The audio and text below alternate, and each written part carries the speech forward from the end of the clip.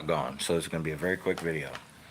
Just yesterday we've got in the two medium light rods, and today the one I thought showed up yesterday popped in today, so I'm going to jump right to it. And again, sorry for the voice. I don't know what's wrong with me. No fever, but allergies or something due to the weather being 50 one day and 90 something the next few days maybe. We did have Valencia was sick here Saturday, but hers was like allergy, like she had a swollen eye and said she couldn't breathe right or whatever. Anyway, we now will be able to see, and finally that little dude over there hopefully has a home, unless they sent me the wrong rod. Let's find out. Now this rod was ordered on 3/28, I believe. 3/26, something like that. So this rod took forever to get here. And it's honestly, it's just kind of a toss-up. You know, you never know for sure when you order something from AliExpress. Could be 2 weeks, could be 2 months. There it is, streamer. So if you guys remember right, the Lurestar,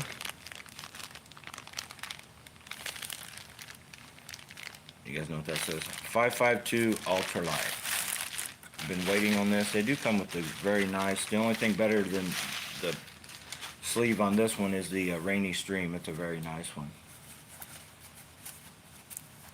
So let's get it out here and I'll talk about it while I can talk.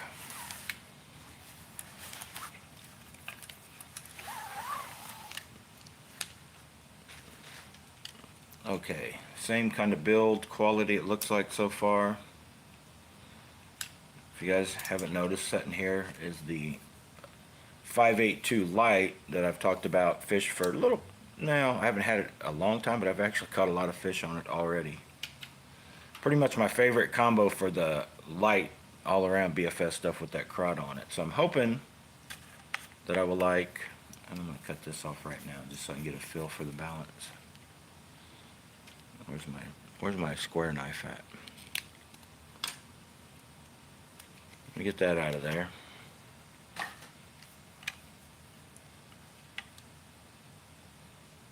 Take another look at it real quick here. If it'll focus. It won't.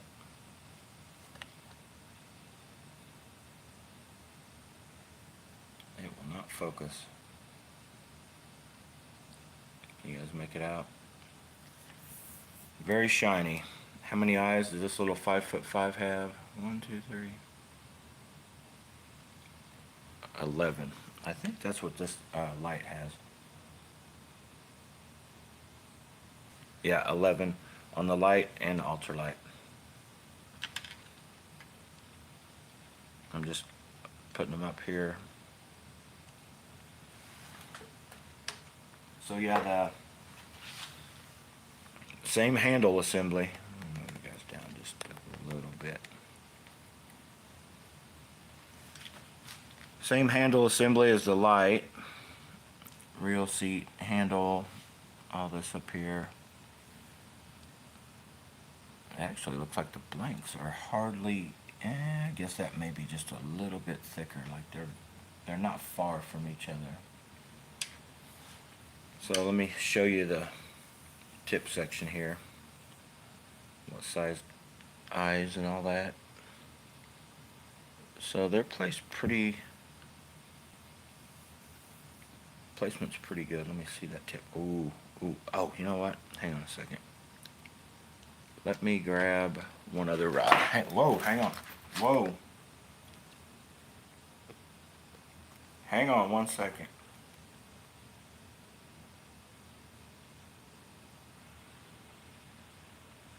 Mine always backlashes. Hang on 1 second, I'll answer that question. Somebody's got a question about the Lingo. So, the rod that we will be, I guess, kind of putting this streamer up against cost over twice as much money but is this guy right here, right? You guys know this one. The Rainy Stream Kyram rod, Airstream Custom on it. These are just socks. If somebody out there that's watching Bass and Bombs that doesn't know about these yet, you just get socks, cut them down, turn them inside out, and you got awesome little reel protector covers. Very inexpensive. You can buy, well, at Walmart here locally, you can get a bunch of black socks pretty cheap. So this rod right here is my favorite ultralight to date. And I'm just going to make a quick comparison here before I do the flex for the eyes that it has. Now this is a 5 foot, what is this, 5'3". 5'3", and this is a 5'5" that we just picked up.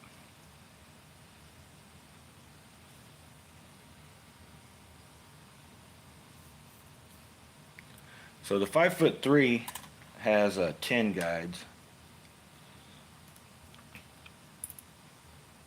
Give me a minute here. I'm going to try to do this. I may not be able to do it with that rod on there. So you guys can see where the placement is on the Rainy Stream compared to the top one with the gold wraps that I actually like a lot is the Rainy Stream. So you see it has one further up towards the tip, and then they're all just a little further ahead of, then they match up even there, then they start spreading out further on this one. So let's check the flex if we can right here. I'll try to tell you which one I think's softer or how it flexes. So there's a Rainy Stream. I actually like that flex.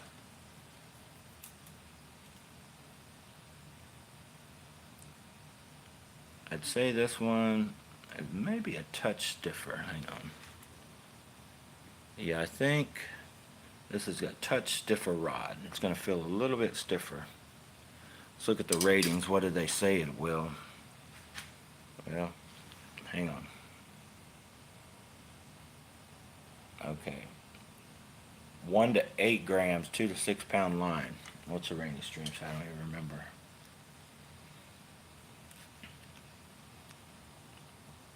It says, well, what does it say?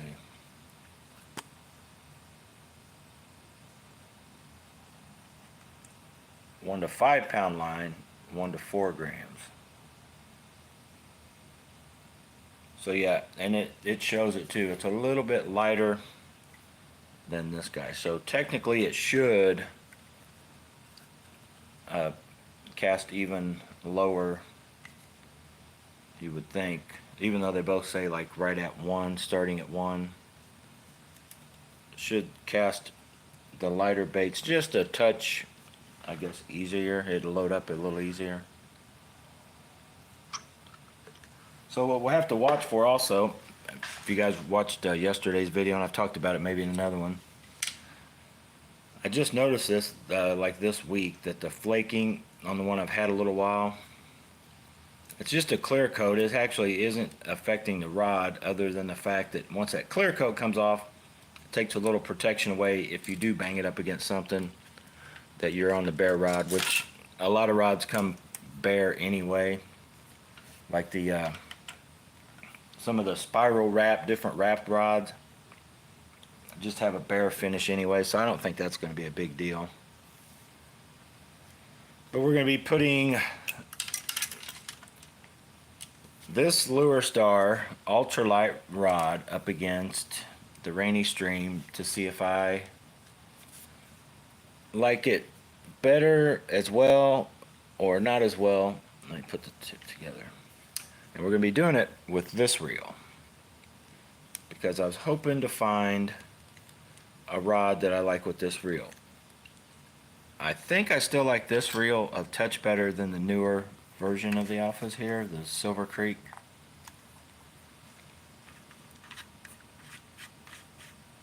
But it could be just a fact that I haven't matched it to a perfect rod for it yet, right? Now we kind of did a little pre-deal one day. I had the we took the light and I put this on the light, but now I'll be able to tell Okay, so balance. Let's get this guy over here. I'll just try to give you a rough idea as far as before you would try to balance it yourself, what it feels like. Okay, so I don't know if you guys can see. I'm holding that rod. This is where I palm it and not even moving my fingers. It's balanced. It feels totally balanced in my hand with that reel on it. I haven't modified, added any weight, done anything like I do on a lot of my other rods. So, and it's a little shorter. That can come into play. So we take this one, and it is not, see how it's tipping?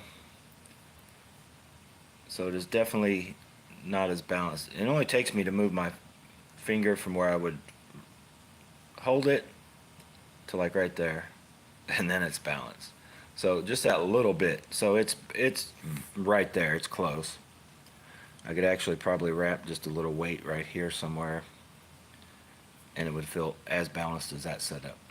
But it's very light. It's not heavy. Feels very good. I do think I like, it's hard to explain.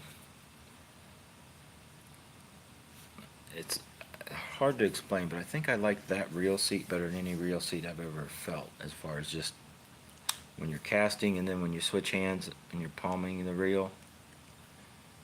That just feels good. Feels better than this style, most of your other traditional styles. That's why I like this so well. That reel definitely palms a little better than this reel. They're very close, but it's mainly up on top. This Alphas or the Silver Creek, they're not as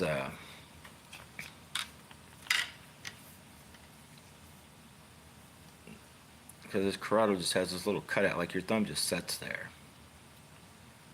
It doesn't feel like you need to decide which side of the reel you need to put your thumb on. It just palms real well right there like that.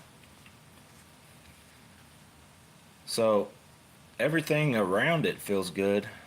I guess I probably should palm it there because I kind of want it. My thumb wants to go there, but then I can actually feel that. I know I get picky about all this kind of stuff, so my thumb actually wants to set there. But I find that my thumb ends up being over here somewhere, and I can actually feel that, if I don't take time to move my thumb away to where I can't feel it, if I just grab it normally, I can feel that T-wing knocking onto my thumb. So it's one of those things that's not a huge deal, but it's just there. For those of you that don't have any of these and you're curious to like what the palming and what they feel like. So as I try to make myself like this reel, it's a possibility I won't. It's a possibility this reel will be like, send it down the road. Even though it's a very awesome, you guys have seen me get rid of reels. I got rid of I can't even think of the name. Oh, the Clamber. That's actually an awesome reel. I couldn't make myself like it. Everything about it works good. Kind of reminds me of the Abu Garcia, like the ALC BF7. Another reel that I got rid of, and there's just something. It takes something a little special before I decide to keep a reel. And this is one I didn't even think I would like. And it's hard to explain, but this palms, and right there's where my thumb just like goes. Like there, it feels way too far over. The middle feels too, so like right there, but is flatter feeling than this reel. So even though it palms a touch bigger, it's just a better feel for me. And just what it'll do on this little rod is awesome. But we are going to put this guy up against it. Because if I get out there, because I think this rod I actually might like better.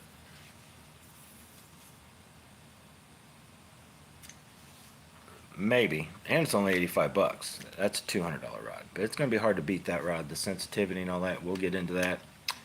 So anyway, I'm going to wrap this video up. You guys are probably tired of hearing my voice sound like it sounds right now. You're probably like, who does Charlie have calling his videos? But we got a lot to go. I'm going to go fishing with Charles this weekend, I think. We're going to try to take his big boat so I can take all my stuff out there and do some testing instead of just a true, just fishing to catch fish. So if you guys remember, we got a lot of testing to do. We just got in the medium light, so if you remember, this was completely shiny and slicker than snot. Well, it's still slick, but it did get better. I just did like a wet sand on it. I think what I'm gonna do is go ahead and sand it off. It had like a lacquer, like a coating of clear coat on it that they should not have put on it, made it slick. I'm gonna sand it down, get it to the wood, then do, you know, whatever, I guess, satiny sanded finish I can to where I think it feels good, and just try it. But more likely, I'm gonna peel this off and put a handle on like this. True cork handle. Yeah, it'll kind of take away from some of the looks of it, I guess, but I don't know. I have to have a comfortable feel when I'm fishing a rod and reel for. I don't have to fish them for the majority of the day now. I got so many different ones I can switch every 20 minutes, but I just hate when I grab something like this. I gotta grab it and it feels slick. I just won't want to fish with that. It just. One good thing is though, the minute I sanded this some while I was wet sanding it, it got real sticky. So as I'm fishing, fingers wet, you know, line from, you know, everything gets wet when you start fishing, right? Once that spool starts picking, you know, the braid picks up water. But it does actually get a lot stickier when, you know, it's not slippery when wet now that it's sanded somewhat. But I think I'm going to take it all the way down to wood, put a little finish on it. We're going to be testing basically the Lurestar medium light against the Karza 2 medium light, and also the light and the feeling rod versus the other Karza 2. And then we'll be testing these two out and just how this overall rod and reel combo feels if I can get it. Oh, I didn't even peel this off. Man, the reel test is probably happy. He's like, oh, he left his wrap on. We gotta take that off. You can't get a good feel with that on there. And I know some of you guys I still see people fishing like that with they just leave it on like forever. But the downside, because I've done it before, and I guess because I'm a dirty fisherman, if I leave this on, it never fails. It starts getting stained, and then everything looks new except the edges. Top and bottom usually end up having this way darker color that you can't seem to get the rest of it to match up, you know what I'm saying? So,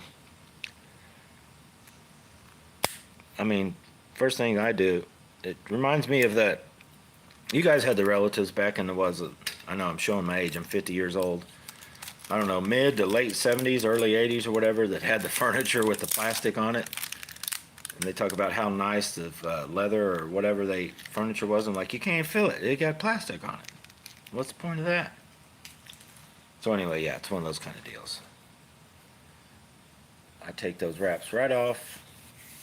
And I want to say this is imitation cork, but it's pretty good imitation. But yeah, that actually feels good. See my knob I made? That's cool. Oh, focus. Once that gets an older look, because I don't like when it looks real new anyway. I like them to like that. They darken up. And I may try to clean all my rod and reels up and put that U40 cork sealer on all of them, just to help prolong, even if because the true cork will last longer. But like that, see, that's a fake cork, you can tell. See where it's lighter on the inside? I think almost all your rods come from AliExpress or some sort of imitation, or they're like a cork wrapped over just a press cork kind of thing. Like these, let me show you real quick. Like this is. See how it looks like cork rings, right? It looks like rings of cork pressed and glued together. But then if you look in here, it's just a gobbled up mess of like pressed. And if you really look, there's like a, because I was getting the foam ones. They were actually EVA foam with this cork wrapping around the foam. And then I stumbled upon these, and I like these better because they do feel like you can't really tell. Once you mount one on, you can't, it's very, very hard. I would almost say that nobody can tell you the difference if that's it. Because it is real cork. It's just like a pressed, you know, shredded and glued together. I don't know how they do it. But anyway, so be looking forward to that. And I don't know when I'm going to get around to so I'm going to talk about it real quick. A couple of you guys asked about how are you going to do the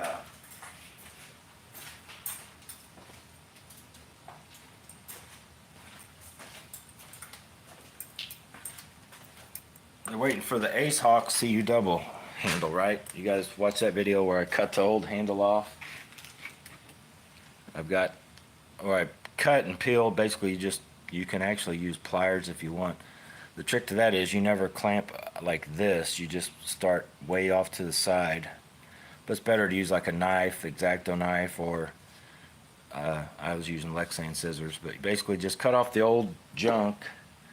Now the trick here is, and why I might wait, because I ordered a few more of these and a few more, if you guys remember, I had the black ones that have the black foam on each end. That's probably would work better for this because it's got such a small blank. So this is a wobbly mess, and wrapping tape, you know, to give yourself a platform for this to fit on tight is probably too far of a, I'm not sure how secure over, like, say a few years or seasons that will hold up. So what I may do, if I decide to stick with this and use this, because I like this look better than that one that comes with the black, but in all honesty, if you guys were going to get the CU double and do it, you'll go back and watch my video, and I shared the link there to these when I got them in. The black one, or the Cork one with the black ends, has a smaller diameter hole, and then you could just wrap tape. And the trick to that is you don't fill the whole thing full of tape. You just take your tape, and you'll want to put one up here, and then leave a gap, and put another one. And ideally, you're not putting much tape, just to get it to match up. So then as you're filling it up, you're filling the spaces you left in between the tape with glue. So when you get that pushed up and on, and that glue hardens, you've got a good solid base. And that's the way you can do it with pre-made handles. Now, the ideal way would be to get cork rings that are this size or a touch smaller, you know, ream them out a little bit to where they fit on just right. And, you know, basically get however many you're going to need on there. Then they got a nut and bolt type deal, real long bolt, and you glue those rings together, tighten that bolt up, let it, the glue dry. Then you would assemble that handle, or if you're going to sand it beforehand or whatever, to the shape, and then basically make your own handle and then put it on and glue it on without needing hardly any other material on there. But this is a long way from being done, because I think I'm going to wait and just see how the black one fits and looks, and more than likely that will be what I probably put on it, but you never know. I do like the way this looks and feels, and it's a slight possibility I could cheat it by taking another blank piece, which actually make it stronger. It's gonna make it heavier. Like I just grabbed this just for reference, but I could basically take something like this, something that just fits on kind of barely, glue it on, then that gives me, you know, it's a more of a solid build up to get to where then I wouldn't need to wrap as much of the tape on if I decided to use that other one. And since I'm not really worried about adding weight, because I will want to add weight anyway to help the balance for this rod, so I may do that. And it's basically as simple as cutting that to the size, you know, however you put it on, put the glue, and the way this one fits, actually that one fits right on. That's the first time I stuck it on there. I'd probably have to actually sand it just a little more, because that's got a lot of foam stuff I haven't even cleaned off. But just sand it just enough to where it just fits on, you know, goes up inside here, then just apply glue, get it on, have it cut to the right length firsthand. Or if you want it, actually this is a way also, if you wanted to lengthen one, if you're like, I want it to have a longer fighting butt type deal, this is a way you could do that also. And then just know what length you want it at, to where when this matches up here, how much do you want sticking out. So you would, you know, pre-measure that, like how much do I want coming off. You know, I want to add, what is that, about 2 inches maybe. You know, once that's clean, that goes all the way up, glue it on, and then do your wrapping thing like that. Anyway, but yeah, it's not overly complicated. I goofed up on the feeling rod, and and I mentioned in the video that I didn't glue. I glued, but obviously I didn't get the glue where it needed to go and 2 of the bullet weights for some reason broke free from the glue. I didn't put enough in there, I guess. I don't know how that happened, or the glue was just bad. Sometimes you can just get bad glue. You'll have glue that just does not hold. It's hard to explain once it gets older. Because I don't like go out and buy a new thing of 2-part epoxy every time I glue one. You know, here's some right here as I'm holding. But you can get the cheap stuff or whatever, and I probably should not have used this stuff. But I don't even know if this is what I used. I can't remember what I used on the filling rod. But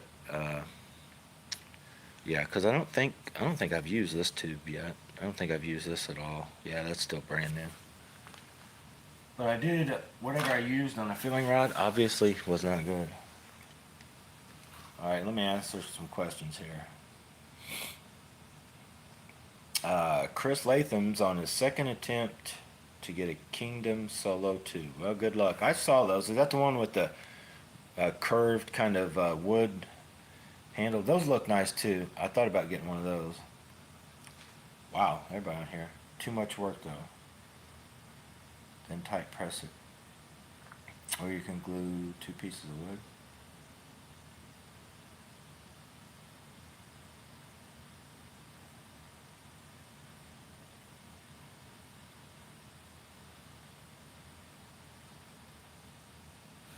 Okay, on your Lingo, did you do mods besides the handle? Mine runs rough and can't cast like yours. Mine always backlashes. Okay, well let's talk Lingo. Here's basically a Lingo right here, the Joker. Yes, my first Lingo. I can't remember. I'm pretty sure I added grease to this one. But my first Lingo was way too dry on grease, if you guys remember right. Like it already had a geary sound. So I added, and I think I just used, is this what they call ardent reel butter? I think just an old, just get some grease, take apart that reel. And I have videos already out on taking apart, I believe I took apart the Lingo, the Black Wolf, the Black Knight 2, Dark Wolf Ultra. I mixed them up. And they're pretty simple really.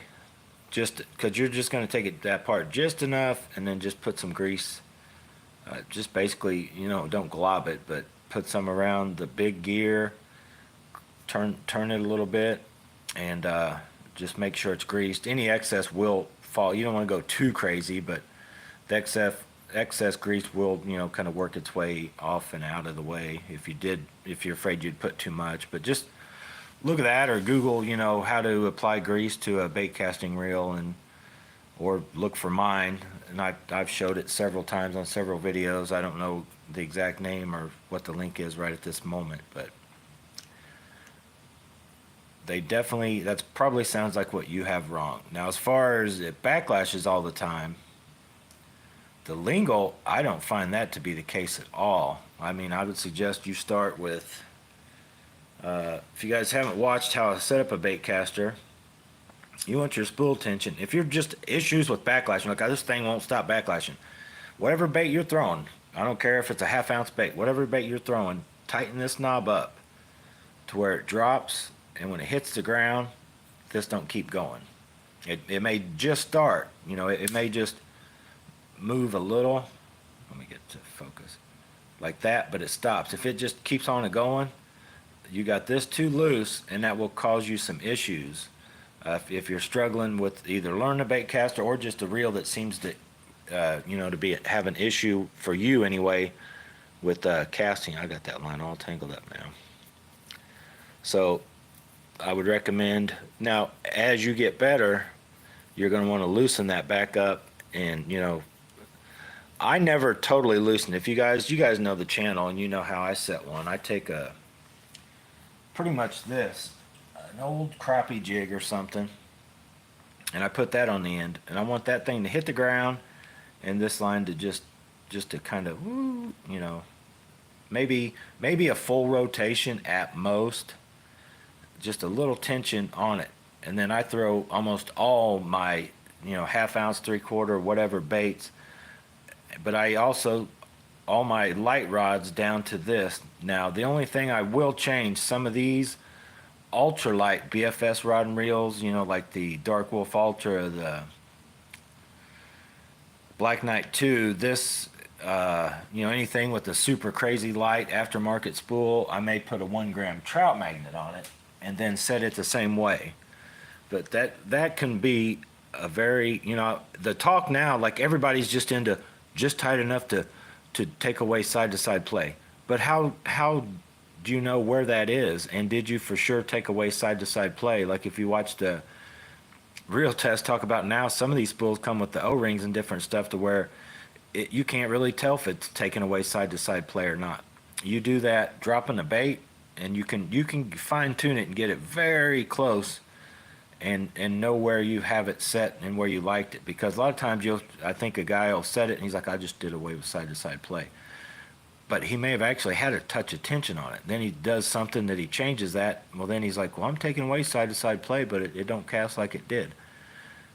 Dropping a bait, you can fine tune this, and certain reels may like it a certain way. They may like that bait to, and if you're struggling there, but you still want to do like what I'm talking about with the 2 gram crappie jig, just let that crappie jig drop slow until it barely hits the ground, and this didn't even think about going. You know, you can also fine tune it by how fast or slow that bait, you can watch it drop.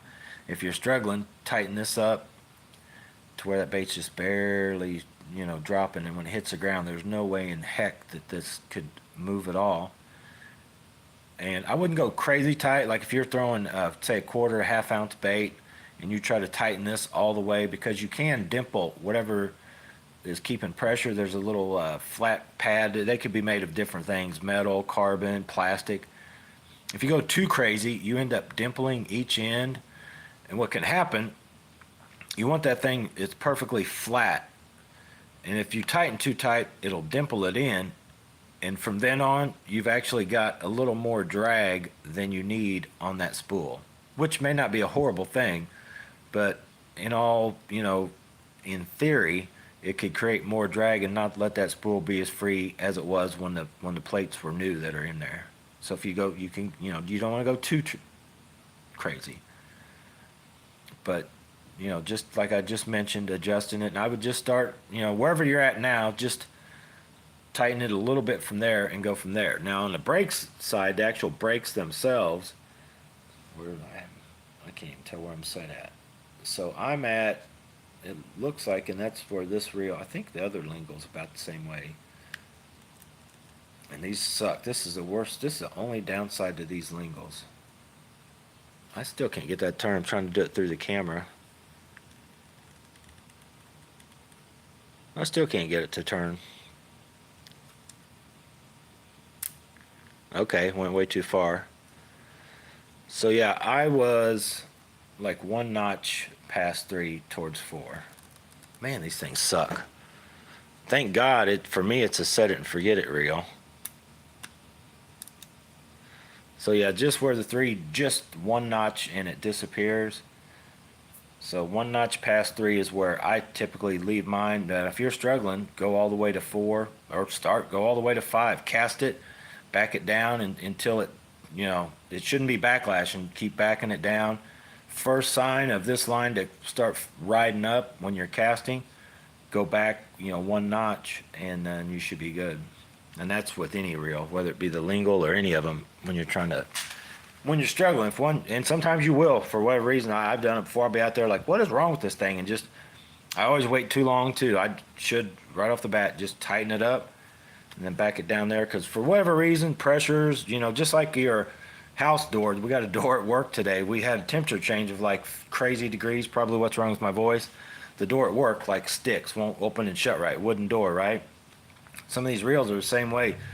You may have been out fishing. Last time you were fishing, it was 55 degrees. You may be out now in 90-degree weather, and just the tolerant, you know, the stuff changes, and you may have to slightly readjust these, especially usually the higher end and the more tight the tolerances are, the actual more that it may have thrown it off a little bit, and you got to readjust it. Some of the old loose, wobbly, worn out things, actually, the weather doesn't affect it as much. So anyway, I gotta get out of here, guys. My throat is killing me sitting here talking this long. So hopefully you liked the video, like these rods, reels. Comment any questions, or if you have any comments about these. I really do like these, it kind of sucks that the flaking is starting to come off on this one. So if you guys are still up in the air and you don't know yet, well, not this one. Where's the one? Here, this one is the flaking. Oh my gosh. It's got a freaking, this other one with a little bit of flaking. I don't think it'll affect performance, but yeah, it could make it look funky if it really starts getting bad. So if you want to hold off, and I'm gonna get this one out, and we'll, start fishing with it.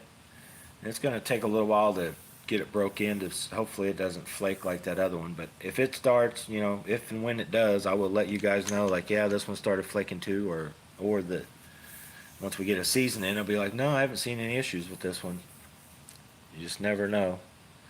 I am excited to get it out and cast, and I don't know if I'm gonna do it today or not. Honestly, I was supposed to go to the gym, and